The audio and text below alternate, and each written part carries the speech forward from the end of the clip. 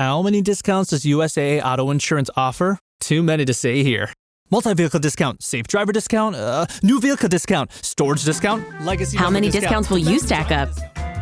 Visit USAA.com/auto discounts. Restrictions apply.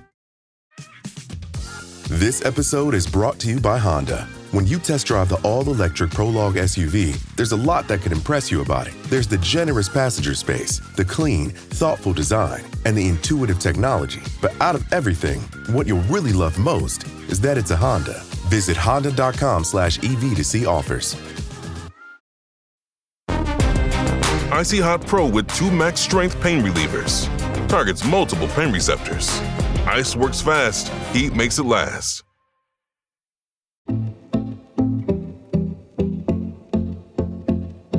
Well, frankly, it's my idea of heaven, and probably yours too, as you're listening to this podcast. 14 Paralympic and Olympic Games, and nearly half of those games in charge of the British Paralympics team. I'm not sure we need to do much more of an intro than that. I'm John. And I'm Michael, and yes, let's keep this brief. We've got plenty to get through.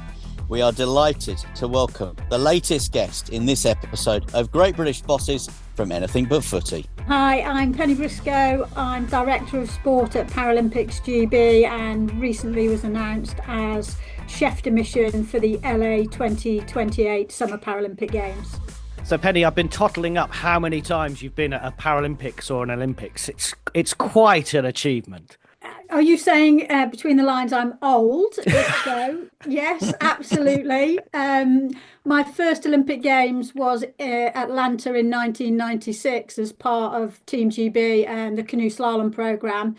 And obviously our most recent Paralympic Games in Paris just last year. So it's been a long but incredibly exciting journey and one that I'm really proud of.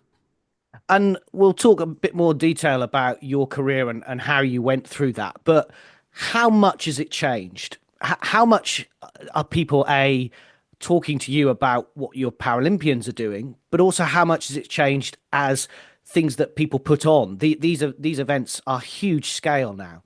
Wow, it's where to start with that, really. I mean, I came across into parasport in 2001, and I'd probably say even myself, I've been through sort of 2 eras of parasport, the pre-London era and then the London and the post-London era. When I joined in 2001, my first Paralympics was Athens. It was a really frustrating games for me because I'd obviously been to Atlanta, I'd been to Sydney, huge crowds supporting the Olympic athletes, huge sort of pomp and ceremony. And what I felt in Athens was frustration because the stadia were empty. There wasn't a huge amount of media interest at that time. We had incredible athletes back then, just as we have incredible athletes now. And I was just really saddened and frustrated that it didn't seem that we cared as a nation to the same degree about our parasport athletes and parasport as we did about Olympic sport. But if you fast forward to the London Games and the spotlight shining on parasport and British Paralympic athletes for the first time, you know, we truly stepped out of the shadows and parasport has been a sort of a beacon of light, a beacon of hope since that time, because it's been embraced by global media, by global audiences. And, you know, we are in a sort of a halcyon era for parasport, and long may it continue. Penny, is it fair to say that even since that high watermark of London, actually attitudes and the experience of the Paralympic Games has moved on even more? Yeah, I mean, I think that London sort of set a very high benchmark in terms of, you know, the facilities were incredible, the levels of performance were incredible, the volunteers were just truly a sort of a foundation of a successful games. And I think that sort of threw the gauntlet down really as to this is the standard that's been set in London, and as a Paralympic movement we need to ensure that we continue to drive forward and don't regress from this point. And you know, it was there were some challenges in Rio, there were challenges in Tokyo, but I think the Fill the Seats campaign in Rio ensured that para athletes received that warm Brazilian welcome. I just will forever feel sad that Tokyo didn't get the opportunity to welcome the athletes, as I know the Japanese would have wanted to do. But we got to Paris last year, and the stadia were just incredible. The atmosphere is something that I won't forget, and it's something that the athletes constantly talk about. So I think we have seen a continual sort of improvement in terms of the game's delivery, but also I think that enables even better performances by the athletes when they're being cheered on by tens of thousands of passionate parasport fans.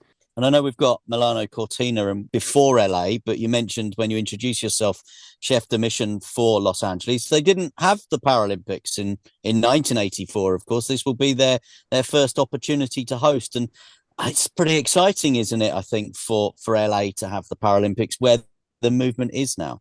Yeah, I mean, it's a huge opportunity for Los Angeles, and I really hope that they grasp it with both hands. This is the third time they're hosting the Olympic Games, but the first time they're hosting the Paras. And I think that, it's sport meets Hollywood, isn't it, at its best? And we're really, really hoping that the Angelinos support the Paras just as we know that they support and are passionate about professional sport.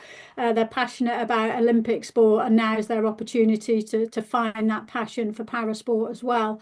I've done a few trips out already, and I'm excited every time I go back because I do see the opportunities. But there's a huge amount of work to do before we get there, and I'm hoping that I can support that process as part of the International Paralympic Committee's expert group. And we were literally on the ground with the organising committee just 10 days ago, and that's a huge privilege and an honour. To be able to support the planning process and hopefully ensure the games experience for para athletes. It's going to be quite spread out. LA, naturally, that's the kind of city it is, and the games will mirror that. They've announced some of the venues. I think the opening ceremony and closing ceremony. Where are they at in terms of planning for the Paralympics? Yeah, the sort of the planning process for the games is it's quite complicated because obviously the Olympic Games have more sports, therefore need more venues. The Paralympic Games, there's a sort of your huge accessibility requirement. So the IOC and the IPC, whilst working together, some of the decisions are made independently. So the International Olympic Committee has signed off the venue master plan, as we call it, and the International Paralympic Committee are hopefully signing off our master plan at the end of this month. So, the amount of time I've spent in LA, I've been able to visit all of the venue clusters, and we've got the historic Memorial Coliseum, which will host the ceremony as well as para athletics. It's 101 years old, so with that comes history, but also with that comes some accessibility challenges. So the overlay that the organising committee are going to have to complete is quite a challenge, but one that I know that they're embracing, and one that I know they'll do a good job of.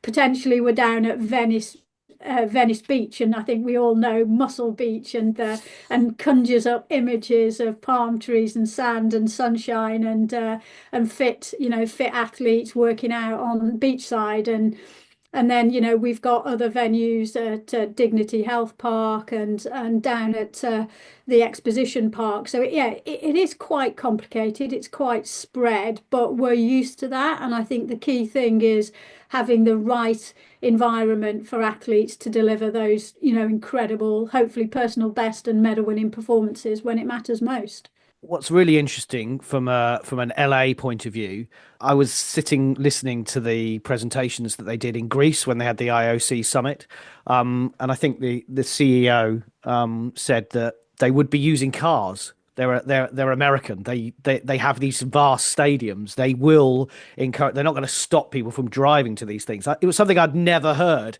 in all the years I've covered Olympic Games and Paralympic Games. I've never heard any organizer say, "Yeah, we will get people to drive cars." But that shows the scale of it, doesn't it? That it's such a vast country and such a vast city. Yeah, it feels like a city that never sleeps, and we've all seen from the movies of 6, 7 carriage highways, the interstates with 14 lanes across, and it sometimes feels like you're sitting in the biggest car park in the world. But I think a car-free games from a sustainability perspective would be incredible. But whether that's realistic or not in LA, where there are some limitations around transport routes, just as there have been in major cities that have hosted the games previously, and in particular the Paralympic Games in terms of accessibility of bus routes and metro routes. And I think they're taking a reasonably pragmatic approach in terms of, visitors will have to travel. I mean, one of the options is to try and stay near to your venue, if you're a parent or a fan, to cut down those travel times. But again, that's not always possible with the sort of the furthest out for us. We've got the village in UCLA, which is in near Santa Monica. We'll be traveling down to Long Beach, to Venice Beach, out to Carson City, and then obviously into downtown LA. So, yeah, a reasonable amount of traveling. And I think the organisers, whilst trying to improve transport links, also have to have a level of pragmatism in terms of what's possible, what's achievable. Give us an insight into some of those logistical challenges based on your experience, Penny. I'm thinking, for example, you've got a wheelchair rugby or a wheelchair basketball team, and you've got to try and transport the team, the support staff, the kit, all of the wheelchairs around these major cities. And we talk, don't we, often in parasport about challenges, but actually just that logistical challenge of getting from A to B with everyone and everything that you need. Absolutely. I mean, the Olympics, the Paralympic Games, they're amongst the biggest global sporting games. And for the Paralympics, bringing together close to 4,500 disabled athletes, it's probably the richest, the most diverse environment that you could ever encounter. And, that in itself is a huge celebration. But for organising committees, it does create some challenges in terms of, I don't believe there's any other event or environment where you would bring together so many people with accessibility needs. And that's the number of wheelchair accessible buses. It's how do you create an environment that is suitable for all impairment groups. When it comes to the team sports that you talked about, they try and mitigate some of those challenges by putting on team buses. So the people will go on one bus. So GBR will have its own bus to go to rugby, to go to wheelchair basketball. And then the logistics teams, as part of the organising committee, will transfer all of the equipment. So it is just a massive, massive operational and logistical challenge. And I think one that is, it takes seeing to believing sometimes. And this is the question that I ask every chef de mission that I've ever spoken to. And you've been chef de mission on more than one occasion, so you might have a rich seam of material to come at this with. But what is the weirdest request you've ever had as chef de mission? I wasn't expecting that. I mean, there's always lots of requests from athletes for certain foods, or I need my personal coach, lots of things like that. I'm not sure that I can think of anything too off the wall at this Are you moment. basically mum, boss, nice aunt, mean aunt, best friend, favorite cousin, every role under the sun as a chef de mission?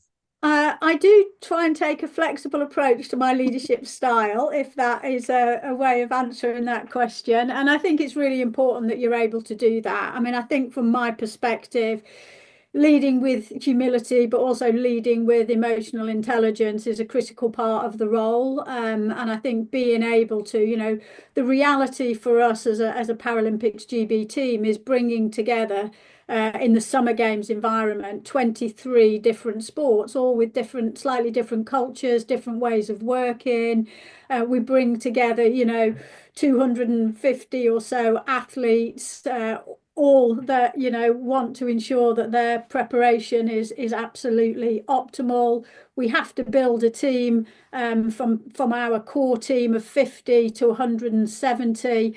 So there's so many relationships that need to work for us to create that team culture and sort of, I guess, harmonious team environment. So it's incumbent on me to be flexible in terms of how I build those relationships, how I connect with people. And I think I don't know, one of the standouts for me about Parasport is we do feel like a family. So all of those relatives that you just mentioned, it feels like that we can be one of those family members at any given time. And, we ultimately we're in it together. We have a shared vision of being the best we can be, of delivering, those performances when it matters most. And I think flexibility is key, notwithstanding some of the hard and fast non-negotiables, being flexible to ensure we create the environment where everyone can thrive, everyone can have a positive team experience, does require that flexibility.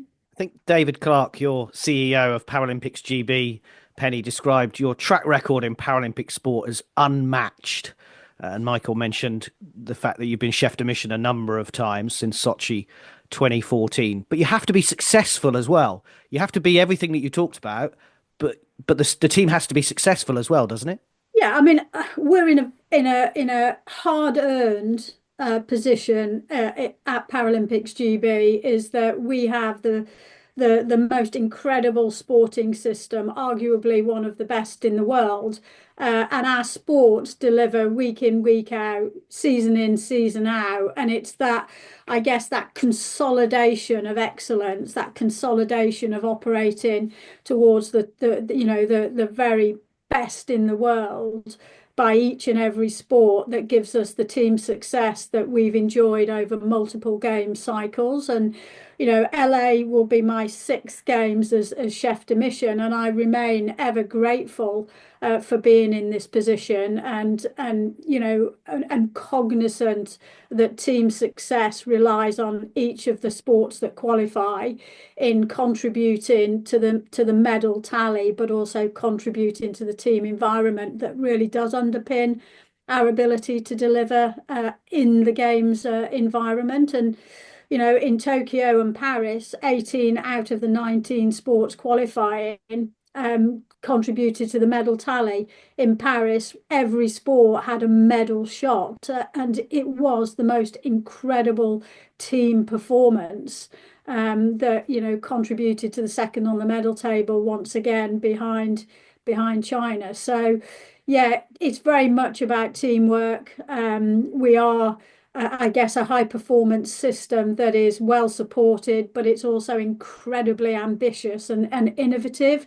And the fact that the government, UK Sport, continue to back sport post London has been hugely significant in our continued success. And the funding from the National Lottery is something that has really made a difference. And I know, para athletes are hugely grateful for the support that they receive across, different agencies within the system. And I refer back to my original question about how much it's changed, because ultimately you are now competing against other nations who are getting better and better as well. So you mentioned Rio and Brazil. The Brazilians have continued being Paralympic successful. France, you'd expect after Paris, will carry on that success. Yeah, I mean, the changes in performance levels are quite incredible, and I think that's testimony to as we've just talked about, funding enables so many things. It enables professional structures to be put in place. So in 2001, when I joined, there were 2 professional staff in parasport, a technical director in para athletics and a national performance director in para swimming. We fast forward to 2024, and there are probably hundreds of employed staff within the parasport system. The UK Sports Institute, in terms of all of its services and support, is world leading, and I think the sophistication of the wraparound para athletes is a defining factor in terms of our performance standards, but we are seeing that matched by other nations. And the mighty Chinese have a disability population greater than the overall population of the UK. That's pretty difficult to compete against, but I think we punch well above our weight in terms of the size of the nation and the results that we get. But we've seen the emergence of Brazil. We've got the US with a home games, quickly followed by Australia with a home games. We've got, the Netherlands, who do incredibly well in terms of the size of their programs. And then we've got nations that are focusing in on certain events or certain sports. So there is huge challenge, and it's one that we can't be complacent about. And that's why continued funding and continued investment, innovation is really important for us as a high performance system and as a Paralympics GB team. We're with Penny Briscoe from Paralympics GB. This is the latest episode of Great British Bosses from Anything But Footy. Whatever the occasion, effortless elegance is right this way. Because Hilton brings you new ways to stay, courtesy of the Nomad London. And it doesn't stop at award-winning dining in a space draped in velvet and illuminated by vintage chandeliers. No, this day goes beyond with unparalleled personalized service and attentive hospitality. Oh, and did we mention the Nomad London can be booked using your Hilton Honors points at Hilton.com? Hilton, for the stay. You mentioned, obviously, the US hosting the next Summer Games. They have integrated their Olympic and their Paralympic programs. Is that something that you would consider in the UK, or are you happy with the way things are set up in this country at the moment? I mean, I think there's been conversations over many years as to should Team GB and Paralympics GB integrate. Does it make sense? And I think, there are arguments to and against, or for and against that. And I think that fundamentally we are 2 different organisations that have a similar role, but culturally we're very different. The Olympic Games has a much longer history than parasport, 1896 and all that, versus Ludwig Guttmann delivering the first international disability games in 1948 and the first Paralympic games in 1960. So I think we just need to be mindful that we're culturally very different organisations. We both focus on elite sport, and what we are trying to do is ensure that where there are synergies, we maximise those synergies. So we have a great relationship with colleagues at Team GB. We share a lot of intel. We share a lot of partners now, which is really encouraging from a commercial perspective in terms of recognising the relative benefits and value of both organisations. And I think that we will continue to work collaboratively because that makes sense. In terms of the majority of the sport programs are now integrated, and what we're looking to do is create a sort of consistent look and feel and service level provision, whether you're an Olympic athlete or a Paralympic athlete. Do you shiver when you hear broadcasters or even some of your own athletes talk about Team GB, not Paralympics GB, in the same way I do? Or do I just think about it too much, Penny? No, it is a challenge, but I think it's one of brand profile, and as I say, the Paralympics GB was only formed in 1989, and so it's a relatively short history. And I think in terms of team promotion, the London Games is still in our very near history, and how the media promote Paralympics GB and Paralympians is an important part of understanding who we are, and that we're not Team GB. You know, our athletes are elite athletes with a disability. They compete at the Paralympic Games. They're Paralympians.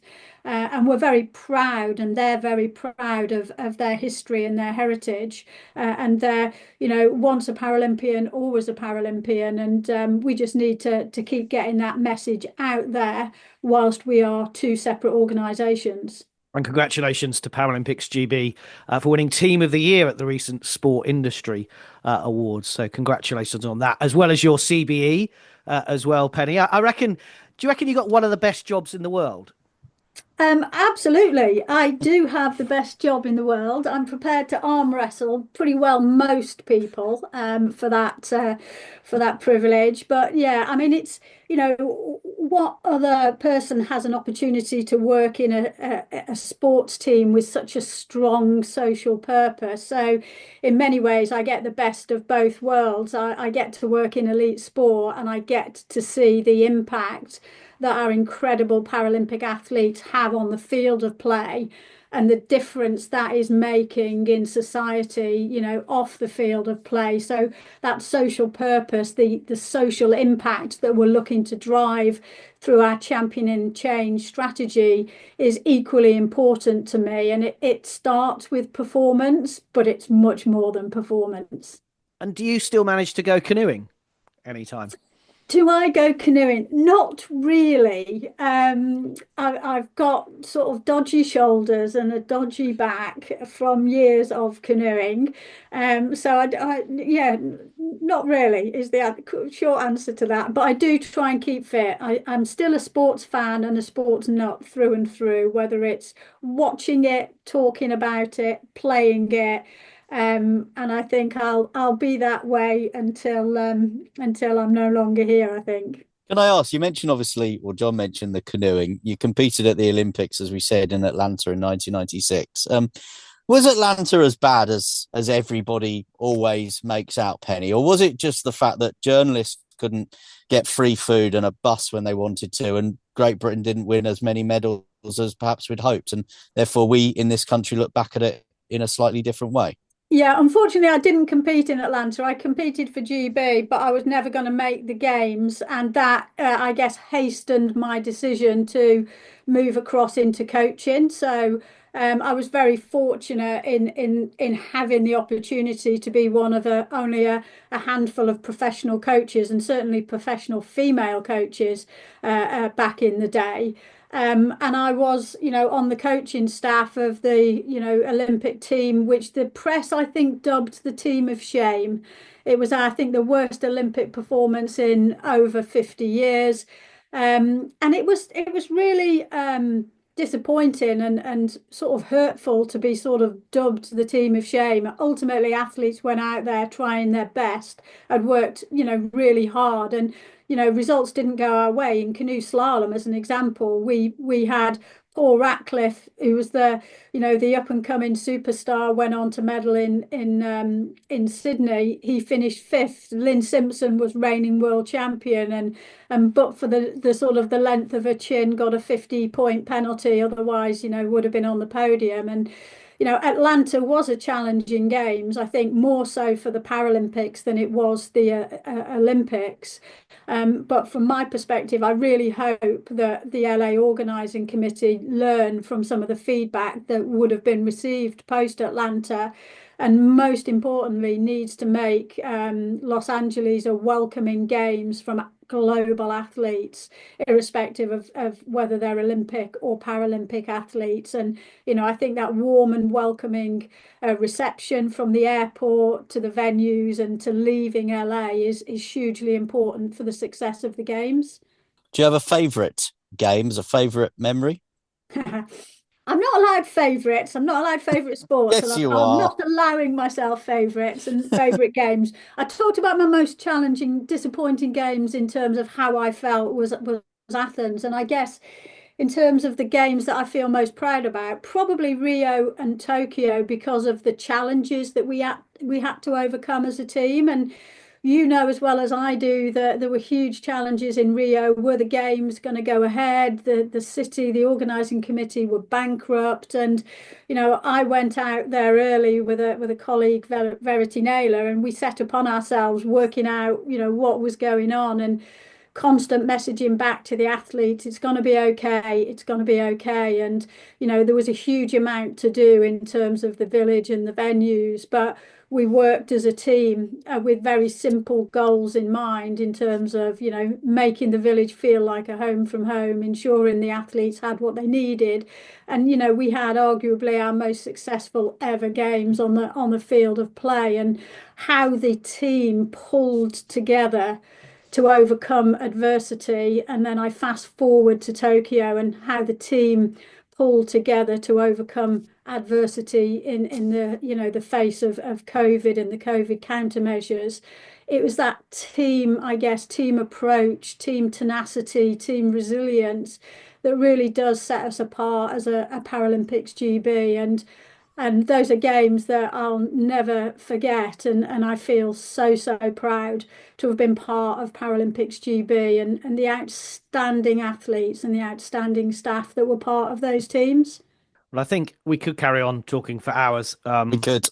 But we will let you go, and that's a good way to finish it. Penny Briscoe, who is the chef de mission, of course, for Paralympics GB for the LA Games in 3 years' time, and also Director of Sport at Paralympics GB. Thank you so much, at last, for being one of our great British bosses. My pleasure.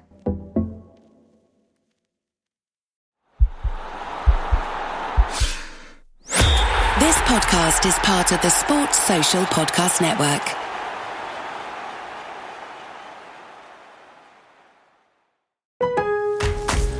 Kick off summer with Memorial Day savings at Lowe's. Right now, get 5 Scott's Naturescapes 1.5 cubic foot mulch bags for just $10. Plus, get up to 40% off select major appliances and save an extra $50 on every $500 you spend on select major appliances $396 or more.